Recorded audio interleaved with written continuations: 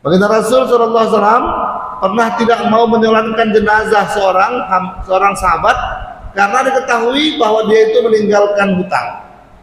Sampai ada seorang sahabat lain yang menggaranti, aku ya Rasul yang akan membayarkan hutang-hutangnya.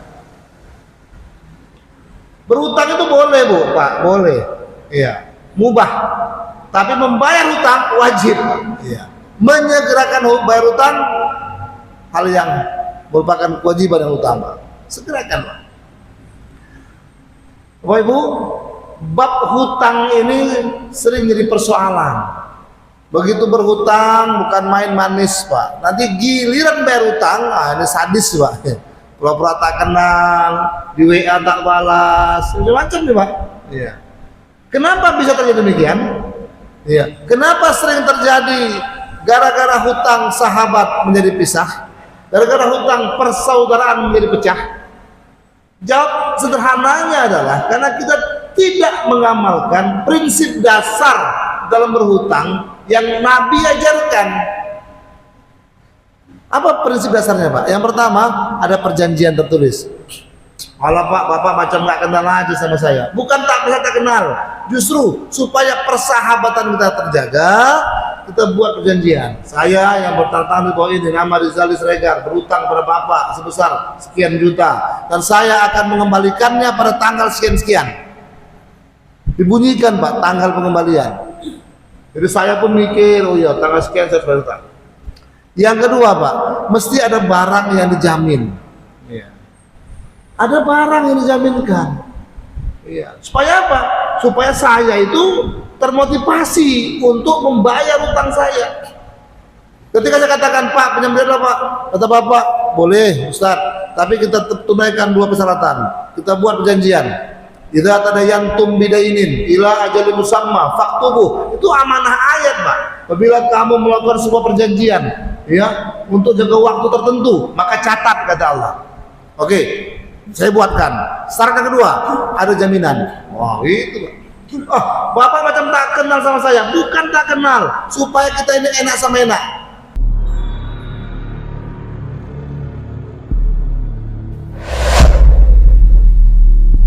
Assalamualaikum warahmatullahi wabarakatuh. Alhamdulillahilladzi anzalal hidayah 'alal ladzina jahada fi sabilillah bid'awati ila Allah li'ala'i kalimatillah. Asyhadu an la ilaha illallah wahdahu la syarikalah wa asyhadu anna Muhammadan 'abduhu wa rasuluhu la nabiyya ba'dahu. Allahumma salli wa sallim wa barik ala sayyidina Muhammad ibni Abdillah wa ala alihi wa sahbihi wa man ittaba'ahu bi ihsanin ila yaumil qiyamah.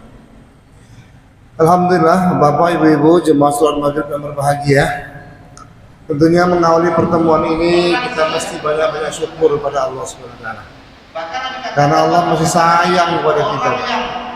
Tanda Allah sayang kepada hambanya manakala hamba itu masih disibukkannya dengan perkara agama. Tanda Allah sayang kepada seorang hamba manakala hambanya itu masih disibukkannya dengan amal-amal agama. May yuridillaha bihi khairan yufaqihu fid din. Siapa yang Allah kehendaki khair, kebaikan buatnya, maka Allah akan faqih. Faqih itu, Pak, artinya paham. Orang yang paham disebut dengan nama faqih. Ilmu yang membahas tentang kefahaman disebut dengan nama fiqih. Ya, maka fikih itu adalah apa namanya itu, Pak, ya? Interpretasi daripada kepahaman seorang ahli hukum terhadap dalil-dalil yang diambil daripada Quran dan hadis. Ya, itulah ilmu fikih, Pak, kepahaman. Orangnya disebut dengan nama faqih. Ya, maka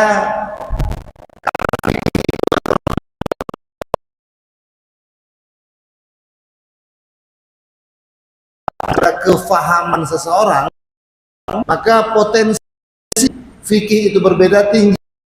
Ya. Kenal ada ulama fikih, ya, Imam Asy-Syafi'i, Imam Hanafi, Imam Maliki, Imam Hambali, itu ada beberapa ya ketentuan hukum yang lahir daripada mereka itu berbeda. Dan dalam tinjauan ilmu fikih itu dibenarkan, Pak, ditoleransi itu. Ya. Makanya dalam berfikih kita tidak boleh fanatik. Pokoknya begini, nggak bisa, Pak. Pokoknya kita akan bertentangan dengan pokoknya orang lain. Ya. Kita boleh mengamalkan apa yang kita yakini tanpa mengklaim itulah kebenaran yang paling hakiki. Begitu, Pak, kalau kita melihat sebuah fikih. Makanya kalau kita belajar ilmu fikih, ada dua sikap yang mesti kita wujudkan. Apa itu, Pak? Ya, luwes dan luas. Luwes dalam berbeda, luas dalam berpengetahuan. Ya. Jadi kita punya sikap saling memahami, mempunyai sifat saling menghargai atas pendapat-pendapat yang dimiliki oleh orang lain. Baik, kembali ke penggal gaji. Jadi kata baginda Rasul, tanda Allah sayang kepada seorang hamba manakala hambanya itu dipahamkan dengan perkara agama, yufaqihu fiddin. Jadi paham agama itu, Bu, Pak, berbeda dengan tahu agama. Ya, kalau tahu itu hanya konsumsi akal, sesuatu yang diterima akalnya menjadi sebuah pengetahuan. Nah, itu tahu. Dalam terminologi keislaman, tahu itu disebut dengan nama ilmu, Pak. Ilmu itu tahu, pengetahuan. Di atas tahu namanya paham. Ya. Tidak semua orang tahu itu paham, tapi orang yang paham pasti tahu, Pak. Orang yang tahu sekedar mengetahui, tapi belum tentu mau mengamalkan. Tapi orang yang paham, ya, dia tahu, berikut dia mau mengamalkan. Orang paham. Ya. Apakah setiap orang yang tahu akan melahirkan kepahaman? Belum tentu. Ya.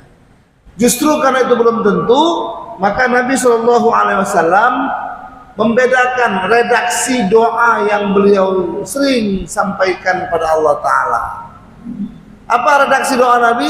Ya, Rabbi zidni ilma warzuqni fahma. Ya Allah, tambahkan untukku ilma, pengetahuan, ya, warzuqni fahma, anugerahkan kepadaku kepahaman. Kalaulah tahu itu atau pengetahuan itu automatically melahirkan kepahaman, maka redaksi Nabi cukup berhenti sampai di Rabbi zidni ilma, ansih, tok. Ya, tapi karena memang Nabi tahu, Pak, tidak semua orang berilmu akan melahirkan kepahaman, maka Nabi tambah dengan redaksi warzuqni fahma, anugerahkan kepadaku kepahaman. Dan mudah-mudahan semua kita yang hadir pada kesempatan malam hari ini tidak saja menjadi orang yang tahu, tapi juga insya Allah menjadi orang yang paham agama, sehingga antusias untuk mengamalkan perintah-perintah agama yang kita sudah tahu. Ibu bapak yang kita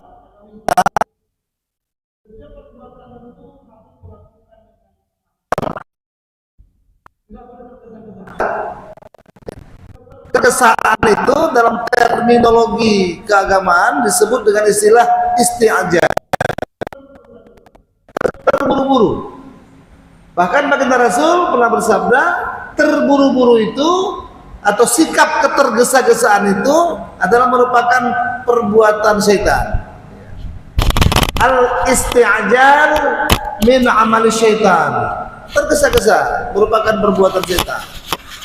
Istijal, ya, ada kemiripan kata, satu akar kata dengan ta'jil. Ta'jil itu artinya menyegerakan, ya. Istijal tergesa-gesa, ya. Jadi ta'jil itu, Pak, kata kerja, bukan kata benda. Makanya kalau bapak-bapak, ibu-ibu mendengar ta'jil, langsung asosiasinya kepada kolak, ya, kepada cincau, ya, kepada donat umpamanya, Pak. Nah, itu kekeliruan dalam memahami kata. Ya, jadi takjil itu, Pak, kata kerja, bukan kata benda. Ya. redaksi yang sering diucapkan terkait takjil itu adalah takjilul iftar, segerakanlah berbuka puasa. Wa ta'akhkharus sahur, akhirkanlah makan sahur. Ya. Jadi takjil itu menyegerakan, istijal ketergesa-gesaan. Nah, namun Bapak Ibu, sungguh pun agama menganjurkan kita untuk melakukan setiap perbuatan dengan tenang, tidak tergesa-gesa. Bahkan ini adalah merupakan satu perwujudan daripada sholat yang baik yang kita lakukan. Ya, karena sebaik-baik sholat itu Pak dilakukan dengan tumak ninah. Tumak ninah itu artinya ketenangan. Kata tumak ninah berasal dari kata itmi'nan yang artinya tenang. Sehingga dalam semua gerakan sholat itu atau rukun fi'li dalam sholat itu dikehendaki kita harus melakukan dengan tenang. Ya. Ruku dengan tumak ninah, i'tidal dengan tumak ninah, sujud dengan tumak ninah, duduk antara dua sujud dengan tumak ninah. Begitu kata fikihnya Pak. Maka itu merupakan sebuah pembelajaran, sehingga orang yang terbiasa melakukan sholat dengan tenang, maka di luar sholat pun dia akan melakukan setiap perbuatan dengan penuh ketenangan, ya, ketelitian, kehati-hatian, begitu. Nah, namun untuk perkara-perkara yang akan kita sampaikan ini, 4 atau 5 perkara itu tak berlaku Pak, gitu.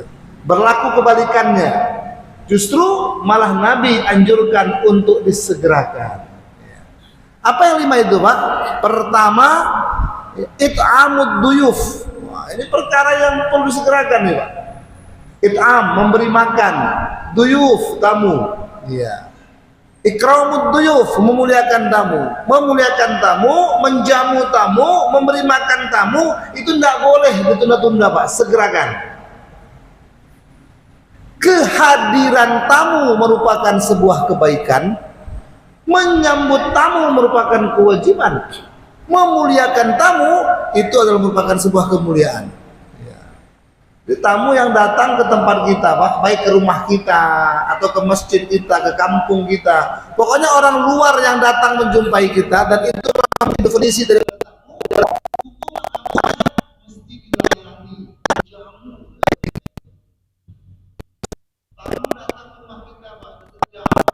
juga keluar air Pak. Tamu nak balik.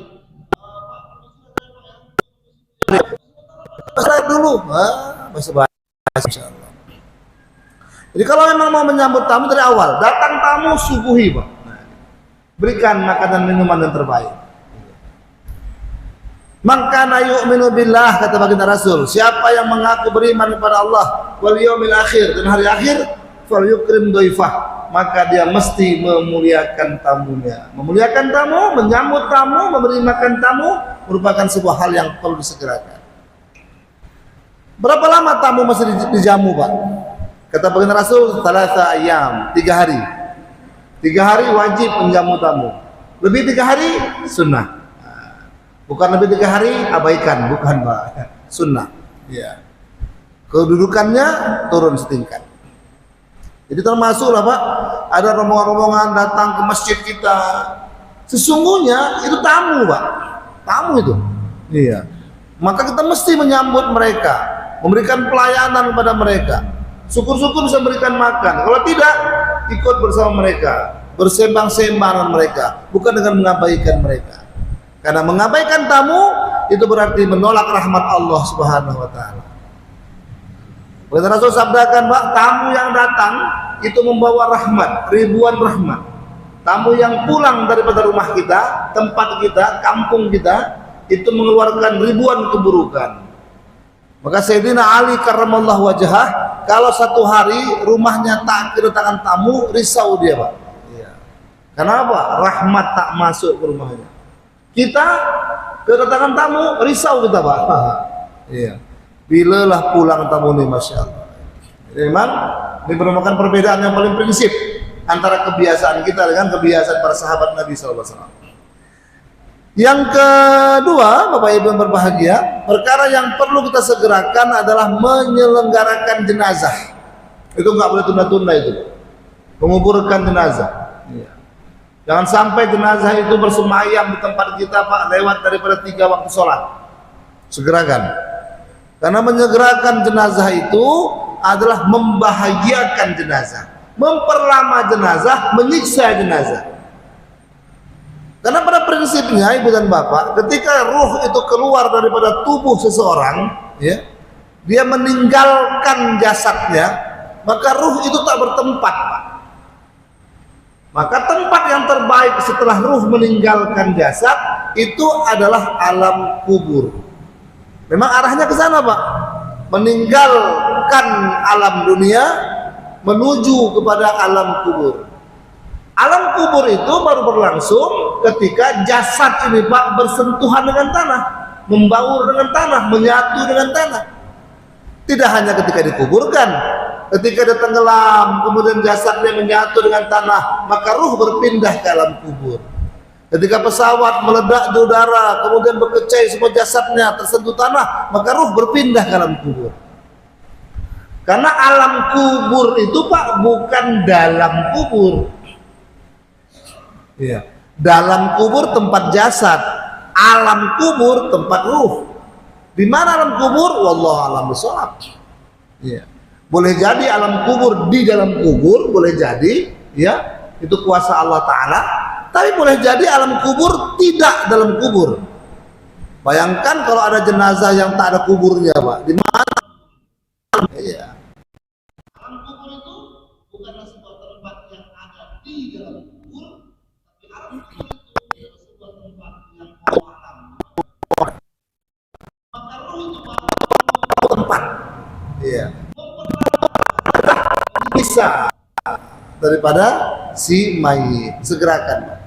Tak perlu nunggu anaknya datang dari Amerika, tak perlu Pak, ya, kan tak perlu menyiksa. Walaupun anaknya mengatakan, Pak tolong Pak jangan dulu kuburkan ayah saya ini Pak, saya sampai baru kuburkan. Oh kan, saya tak ikhlas Pak, ya ayah saya dikuburkan sebelum saya datang. Nggak penting ikhlas Anda. Ikhlas Anda tak membuat ayah Anda bahagia dikubur. Justru kalau Anda bisa sedikit bersabar, mengikhlaskan, maka itulah yang menjadi kebahagiaan daripada arwah ayah ataupun orang tua Anda.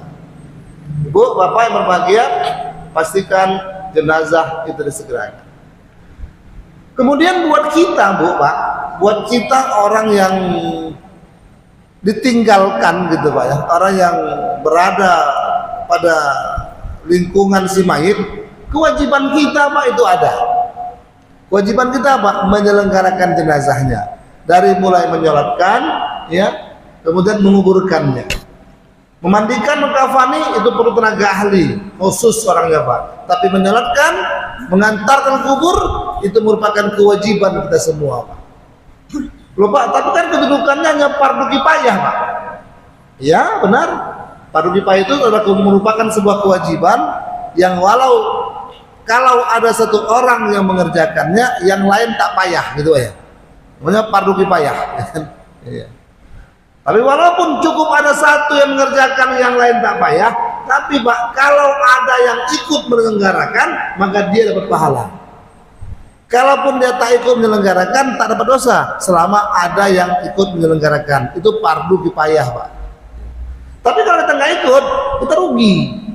Ya, maka alangkah indahnya kalau ada yang meninggal, kita ambil andil dalam membersamai jenazahnya. Mana momen-momen yang terbaik Pak yang harus kita bersamai? Pertama, momen menyolatkan. Kata baginda Rasul, orang yang menyolatkan jenazah akan diberikan pahala sebesar 1 qirot. Sahabat bertanya, qirot itu apa ya Rasul? 1 gunung Uhud. Berapa besar gunung Uhud Pak? Bu? Ya. Kalau kita yang pernah haji, pernah umroh, tahulah berapa besarnya. Gunung Uhud itu Pak lebih tepat disebut dengan nama pegunungan. Karena panjangnya gunung Uhud itu Pak 7 km. Lebarnya pegunungan Uhud itu Pak 3 km. Jadi gunung Uhud itu bukan sebuah gunung gitu Pak, tidak. Pegunungan panjang dari Madinah. 7 kilometer panjang. Dan kata baginda Rasul, satu-satunya gunung yang akan ada di surga itulah gunung Uhud. Satu gunung Uhud Allah sediakan pahala buat orang yang ikut menyolatkan. Itu buat kita. Buat jenazah mayit yang disolatkan lebih daripada 40 orang, maka itu akan menjadi asbab keringanan azab kuburnya, meringankan azab kuburnya. Jadi Bapak Ibu, kalau kita sayang dengan jenazah, dengan mayit, maka pastikan kita ikut Pak menyolatkannya. Jangan pula kita hadir ya ketika melayat, pas sholat tak ikut Pak.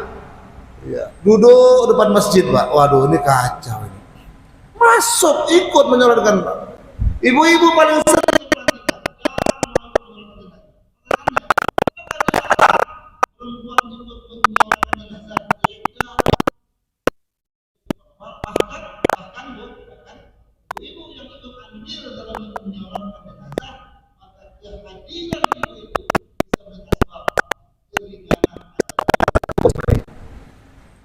meringankan Pak ya, bukan menghilangkan ya.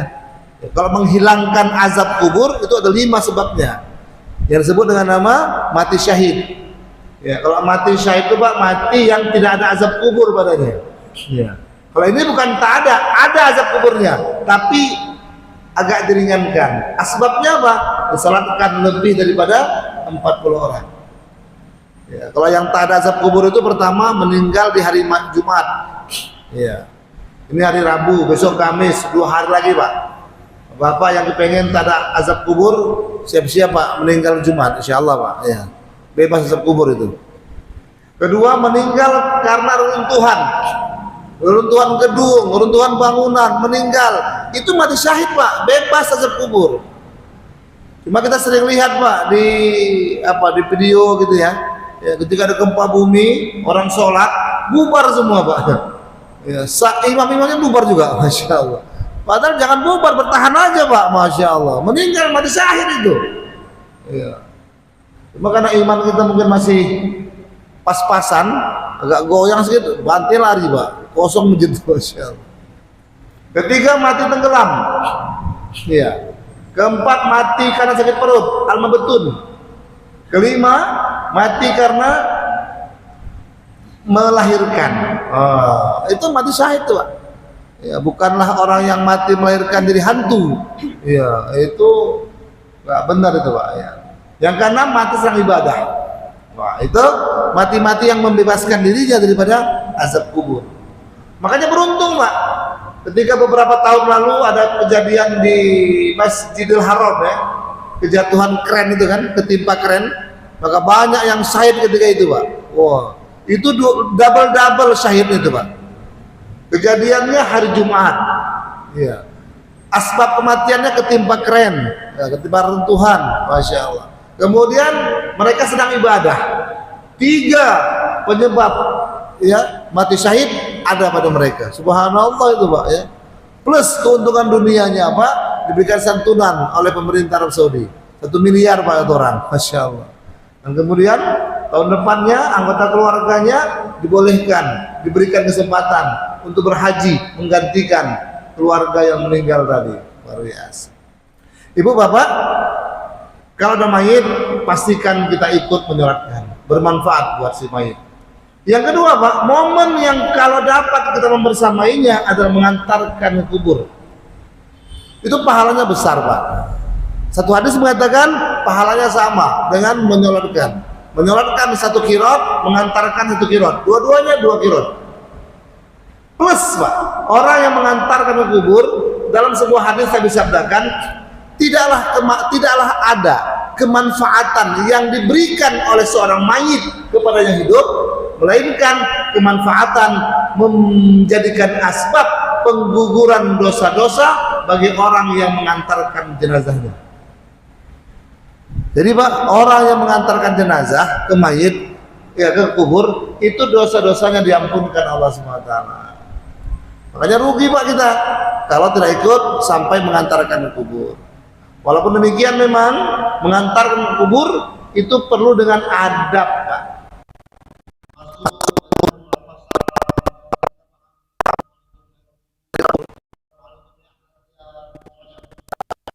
kubur itu Pak,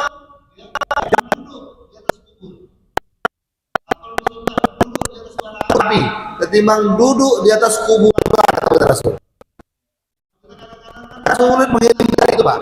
Ya, rata-rata kita kalau ikut mengantar kubur cari posisi yang enak tenang. Ya, duduk di atas nisan. Padahal Nabi melarang itu Pak. Masya Allah.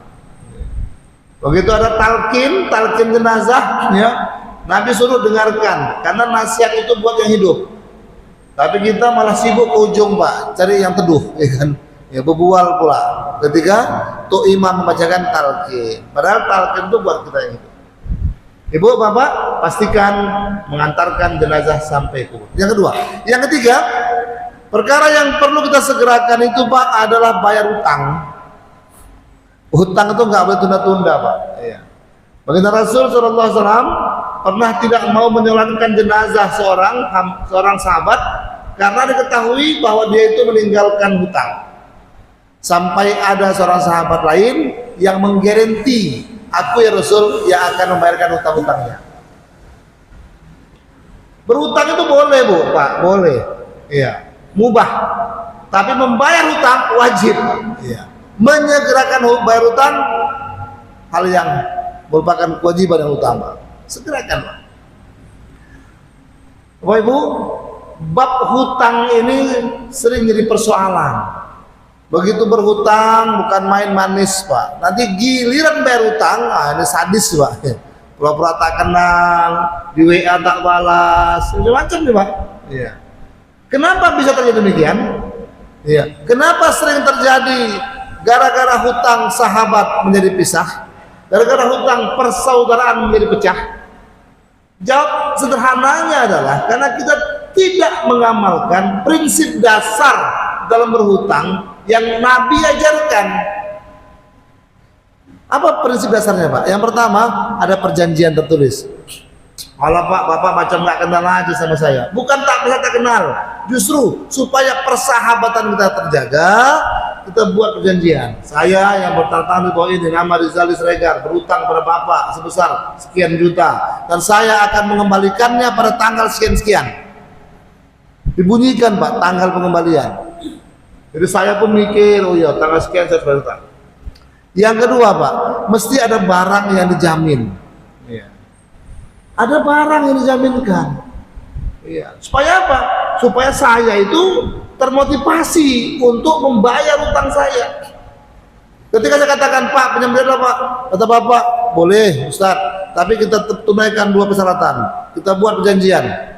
Idza tadayantum bidainin ila ajalin musamma faktubuh. Itu amanah ayat Pak. Apabila kamu melakukan sebuah perjanjian, ya, untuk jangka waktu tertentu, maka catat kata Allah. Oke, saya buatkan. Syarat yang kedua, ada jaminan. Wah, itu Pak. Bapak macam tak kenal sama saya. Bukan tak kenal, supaya kita ini enak sama enak. Saya pun meletakkan apa? Apakah SK, barang-barang yang begitu, nggak usah motor, nggak usah SK. Ya. Ya. Surat SK apa Pak? SK pengurus masjid, ya kan lumayan juga itu Pak. Itu kuat juga itu Pak SK pengurus masjid. Ya. Titipkan Pak sertifikat. Wah, sertifikat surat berharga. Sertifikat apa? Sertifikat mengikuti pelatihan. Nggak bisa laku tuh Pak. Sehingga ketika jatuh tempo pembayaran, salahkan tegas menembus. Kalau tidak, ya yang terjadi begitu Bapak. Mana pada kali aku belum ditelepon 2 kali Pak tadi. Kali tukar nomor Pak. Masya Allah. Nggak lah kita. Supaya jangan terjadi seperti itu, tunaikan apa yang diamanahkan ayat. Ibu bapak yang berbahagia, di samping memang kita harus menagih hutang kepada orang yang berhutang, tapi di sisi lain ada ajaran agama untuk orang yang menghutangkan memberikan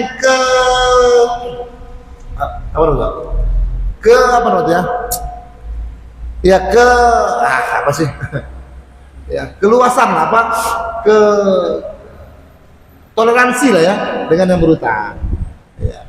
Bahkan Nabi katakan orang yang berhutang kemudian diberikan tenggang waktu yang panjang oleh orang yang menghutangi, maka yang menghutangi itu dapat pahala sedekah sebesar yang dia hutangi setiap hari.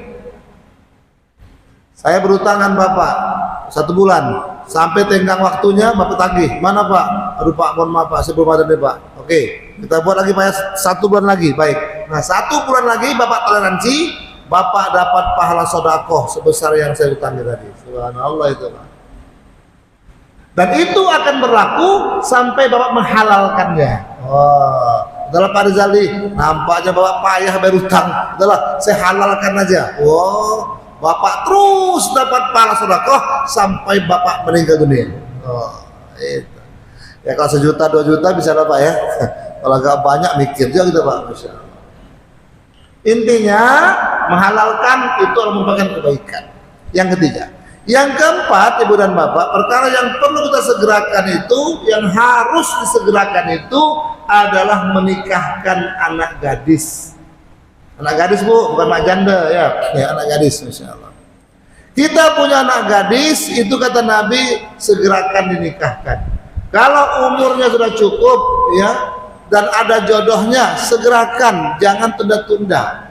Menunda-nunda itu yang kadang-kadang menimbulkan fitnah di masyarakat.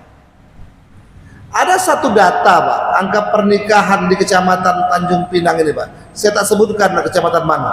Angka perceraian memang, angka pernikahan itu Pak, 60% dilakukan oleh orang yang sudah ngandung duluan. Wah itu kan gawat tuh Pak. Tingkat perzinaan ya tinggi. Iya. Ketimbang dia berzina, nikahkan Pak. Nampak anak gadis tuh udah dekat-dekat sama seorang laki-laki, panggil laki-lakinya Pak, mana bapakmu, ya kan? Suruh bapakmu ke sini, biar dia bicara. Iya. Jangan pula biarkan. Akhirnya, nauzubillah min zalik, udah berbadan 2, malu dinikahkan, ya. Padahal mazhab Imam Syafi'i mengatakan menikah dalam kondisi sudah mengandung itu pernikahan yang tidak sah. Itu mazhab Syafi'i Pak, ya. Tapi hukum yang berlaku di Indonesia, hukum positif, itu menganut kompilasi hukum Islam tahun 1961, itu membolehkan perempuan yang sudah mengandung dinikahkan asalkan kepada orang yang menikahinya. Apa dasar hukumnya Pak? Dasar hukumnya itu adalah maslahatul mursalah, kemaslahatan umum. Kasihan dia kalau tak dinikahkan. Iya. Tapi sungguh begitu, yang terjadi adalah akhirnya orang tak takut Pak. Ya, akhirnya coba dulu tes dulu. Bu Bapak nikahkan anak gadis itu perkara yang harus. Rasul beruntunglah seorang ayah, orang tua yang punya 2 orang anak gadis yang dia urus dari kecil sampai menikahkannya, karena dia akan bersama di surga seperti dekatnya 2 jari. Bu Bapak yang berbahagia, nikahkan itu merupakan cara untuk meminimalisir terjadinya hal-hal yang tidak kita kehendaki. Agaknya waktu juga yang membatasi kita, ya. Tersisa waktu beberapa menit ke depan, cuma 4 poin mungkin yang dapat kita sajikan. Kalau ada hal-hal yang mungkin kita akan diskusikan, monggo dipersilakan Pak. Sebelum kita menutup dengan doa.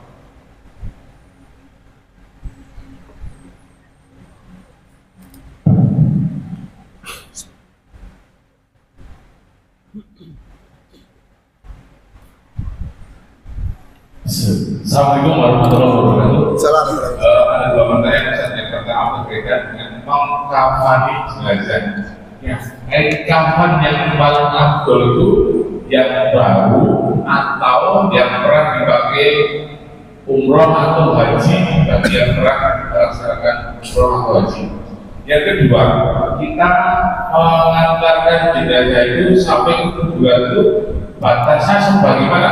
Karena biasanya kalau setelah gugul ditimbul itu buahnya lama sekali, sehingga kita agak nggak enak juga kalau lama-lama di kuburan.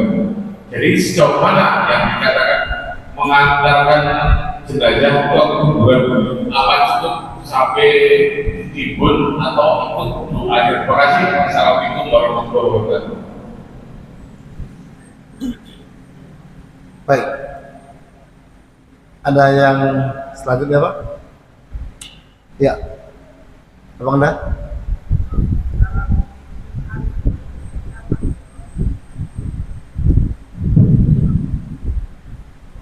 Assalamualaikum warahmatullahi wabarakatuh. Salam. Ustaz, bagaimana cara menghitung hari Jumat itu menurut Islam? Apakah jam 6 itu atau hari Kamis itu sudah terhitung kembali di hari Jumat? Atau tetap hari Jumat secara Masehi, tapi jam 7 atau jam 5? Apakah ini masih terhitung hari Jumat? Mohon penjelasan. Terima kasih. Assalamualaikum warahmatullahi wabarakatuh. Waalaikumsalam warahmatullahi wabarakatuh. Satu lagi Pak, biar ganjil. Iya. Assalamualaikum warahmatullahi wabarakatuh. Salam. Sebagaimana tadi Ustaz sampaikan bahwa roh tempatnya di alam kubur. Nah, sekarang dulu pernah ada seorang Ustaz mengatakan bahwa selama 40 hari roh itu bisa kemana-mana sampai 40 hari. Misalnya orang itu biasanya ke masjid untuk ilmu ini, dia bisa datang selama 40 hari itu katanya masih bisa. Apakah betul Ustaz? Terima kasih. Assalamualaikum warahmatullahi wabarakatuh. Waalaikumsalam. Terima kasih Pak. Dalam jangka waktu yang singkat mungkin kita akan atur speednya supaya cepat. Yang pertama Pak, terkait mengkafan jenazah. Ada sebuah kebiasaan orang yang berumrah berhaji kalau wafat dia dikafankan dengan kain ihramnya gitu Pak ya. Ya. Sebenarnya tidak ada ketentuan menutup jenazah itu mau pakai kain apa, kain baru kah, kain lama kah, nggak masalah. Yang penting jenazah tertutup auratnya dengan sempurna. Mau kayak pakaian kapan kayak nggak masalah. Nggak mesti kain putih juga Pak, kain lain pun boleh. Nah, cuma kebiasaan kita pakai kain putih ya. Itu masalah kebiasaan saja, tidak merupakan sebuah ketentuan. Kalau kain ihram macam mana Pak?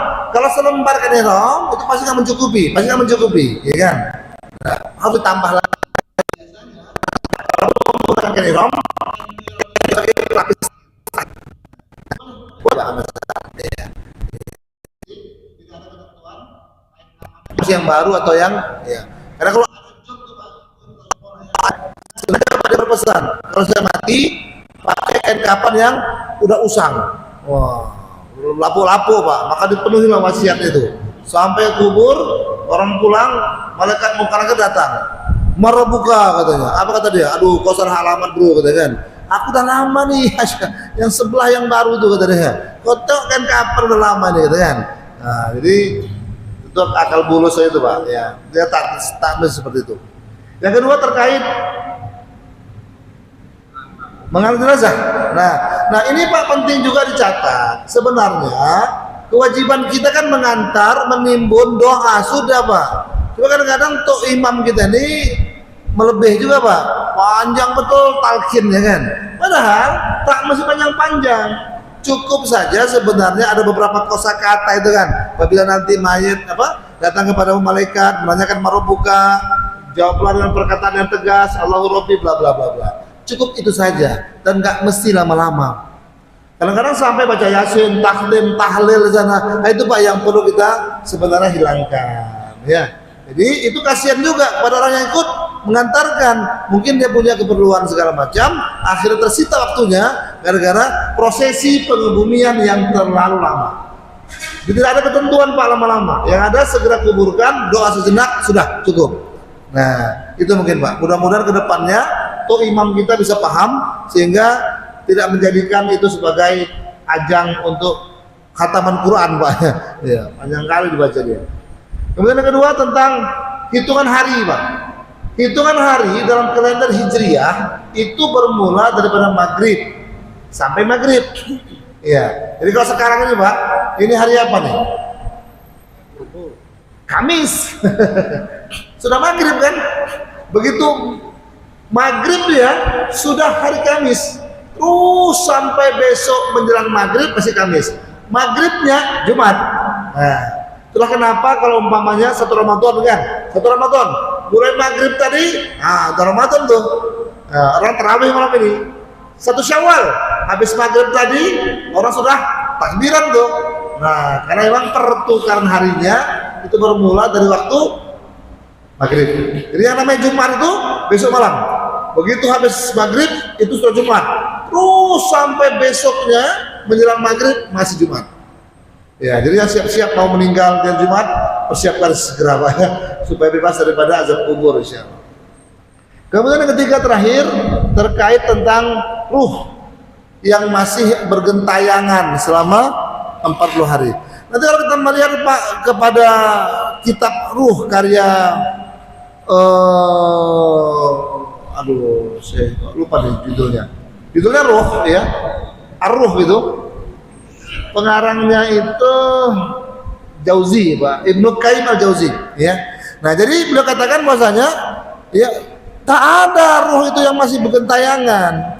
Begitu dia sudah pindah ke alam kubur, malaikat munkar nakir yang mengantarkan pulang 7 langkah, malaikat munkar nakir pun datang. Itu yang sebagaimana disampaikan oleh Tok Imam itu kan ya, dalam talqin itu kan begitu kalimatnya, Pak.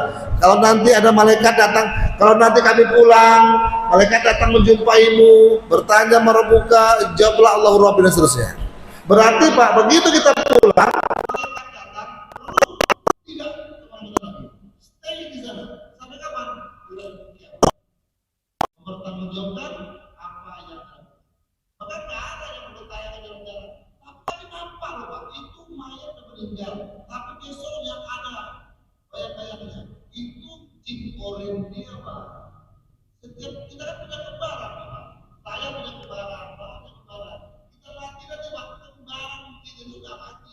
Karena jin itu nggak mati-mati. Maka dialah yang ya akan ada tetap di sini ya. Kalau emang tempat dia menempel induk semangnya itu orang yang durjana, maka dia akan hidup untuk menakut-nakuti. Tapi kalau tempat menempel itu orang soleh, iya, maka dia akan meneruskan kehidupan dia dengan kesolehan pula. Nah, gitu Pak ya. Jadi nggak ada ruh yang bergentayangan. Apalagi sampai 40 hari, ya, ayah kalian masih di sini nih, gitu ya. Itu sebenarnya sebuah edukasi, pesan edukasi supaya anak-anaknya, keluarganya doakanlah ayah, gitu ya.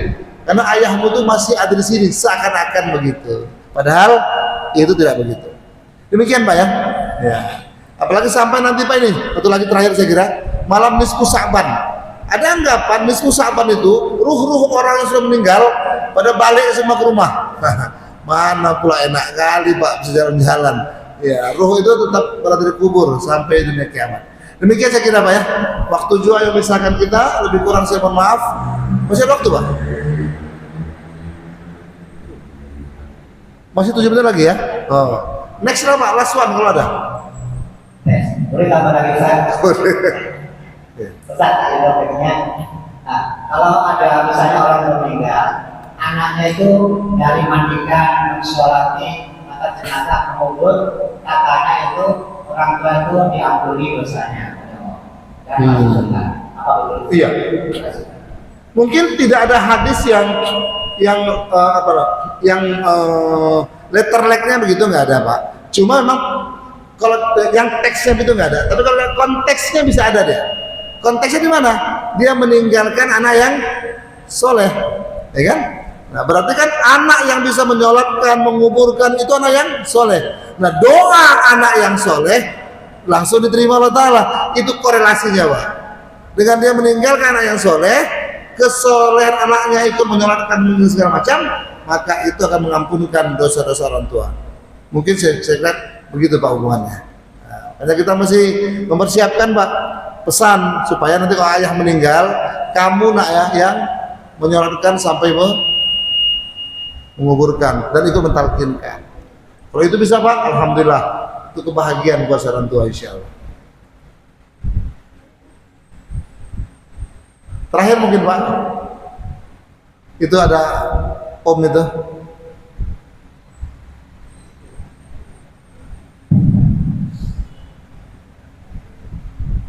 Bismillahirrahmanirrahim. Assalamualaikum warahmatullahi wabarakatuh. Ini masalah kadang mayatnya kan meninggal kadang maksudnya kaki kan. Jadi untuk menyerahkan sampai 40 orang itu biar itu dikurangi Azab kubur. azabnya. Berarti kalau kita menunggu sampai nanti jam 12, misalkan kan ada yang supaya di masjid yang banyak kan misalkan apakah itu dibuat biar jadi 40 atau memang 40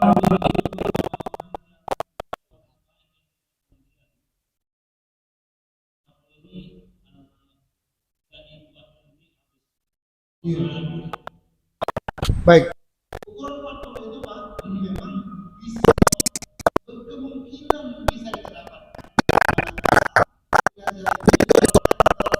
Fardu. Kalau nggak begitu payah itu Pak, ya kan? Maka itu bolehkah menunda sampai sholat fardu selama tidak lewat daripada 3 waktu? Boleh Pak. Meninggalnya pagi atau sebelum subuh lah, tengah malam jam 2. Berarti kan sholat yang dilewatinya baru subuh, baru kemudian zuhur. Habis zuhur langsung disolatkan, boleh. Itu tak termasuk menunda waktu Pak. Nah, apalagi sampai sholat zuhur itu orangnya banyak, ada kesempatan untuk jemaahnya lebih daripada 40 orang. Jawabnya tidak mengapa itu Pak. Tak sampai kepada ambang batas maksimum. Jangan sampai 3 waktu sholat. Itu jawabannya. Tadi meninggalnya pagi kan? Ya kan?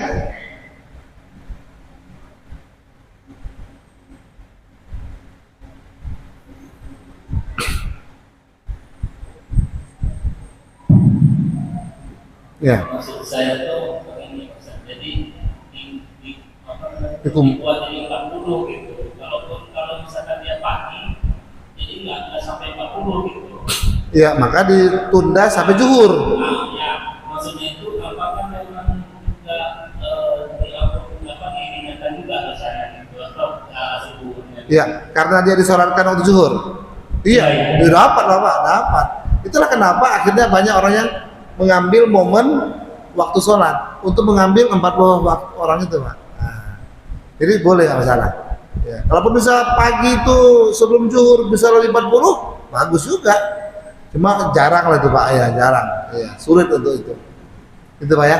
Jadi ambil waktu-waktu selepas sholat fardu itu kemungkinan tercukupi 40 orang itu lebih tinggi. Gitu Pak ya. Mudah-mudahan semua kita nanti Pak jenazah kita disolatkan lebih daripada 40 orang. Amin Pak ya. Bapak Ibu saya kira demikian. Lebih kurang saya mohon dimaafkan. Usikum. Waktu masih ada? Satu lagi fenomena daerah saya itu juga sekarang mensolatkan jenazahnya itu satu-satu dalamnya. Oh. Baik karena takziah, sholat, seperti kalau orang ajakan Iya. tidak bersama-sama itu apakah termasuk yang 40 itu? Iya. Ya, saya temukan kasus ini Pak ya, nggak berjamaah Pak ya. Yang datang sholatkan ya. Nah, dia akumulasi Pak. Jadi kata hadis tadi kan 40 orang, berarti nggak mesti berjamaah. Ya, kalau kita logikakan, yang penting dia totalnya 40 orang insya Allah. Jadi kan poinnya sebenarnya Pak menunjukkan bahwasanya banyak orang yang mendoakan dia itu kan, mau berjamaah ataupun satu-satu totalnya 40 orang. Allahumma firlahu warhamhu kan gitu Pak ya. Ampunkan dosanya insyaallah menjadi pengurang. Ya. Azab kuburnya. Demikian Pak ya. Bapak Ibu terima kasih, mohon maaf. Semoga kita semua sehat-sehat walafiat dan semoga Allah mudahkan kita untuk mati dalam husnul khotimah. Mati mampu mengucapkan kalimat thayyibah la ilaha illallah Muhammadur Rasulullah. Usikum wa nafsi bitaqwallah. Subhanallahi wa bihamdihi subhanakallahumma wa bihamdika asyhadu an la ilaha illa anta astaghfiruka wa atubu ilaik. Assalamualaikum warahmatullahi wabarakatuh.